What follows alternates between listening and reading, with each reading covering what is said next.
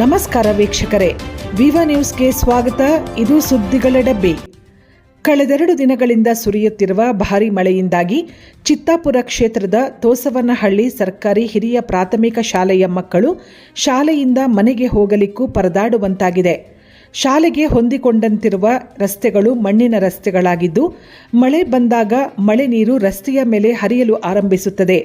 ಇದರಿಂದ ಶಾಲಾ ಮಕ್ಕಳಿಗೆ ಓಡಾಡಲು ತುಂಬ ತೊಂದರೆಯಾಗಿದೆ. ಆದ್ದರಿಂದ ಈ ಭಾಗದ ಜನಪ್ರತಿನಿಧಿಗಳು ಇಲ್ಲಿ ಡಾಂಬರ್ ರಸ್ತೆಯನ್ನು ನಿರ್ಮಿಸಿ ನೀರು ಸರಾಗವಾಗಿ ಹರಿಯಲಿಕ್ಕೆ ಕಾಲುವೆ ವ್ಯವಸ್ಥೆಯನ್ನು ಮಾಡಿದರೆ ಮಕ್ಕಳಿಗೆ ಓಡಾಡುವುದಕ್ಕೆ ಅನುಕೂಲವಾಗುತ್ತದೆ ಎಂದು ಗ್ರಾಮಸ್ಥರು ಅಳಲು ತೋಡಿಕೊಂಡಿದ್ದಾರೆ. ಮೇಡಮ್ ಕೈ ಹಿಡಿದು ಎಷ್ಟು ಜಡ್ಸ್ರಿ ಒಬ್ರಿ ಬರೀ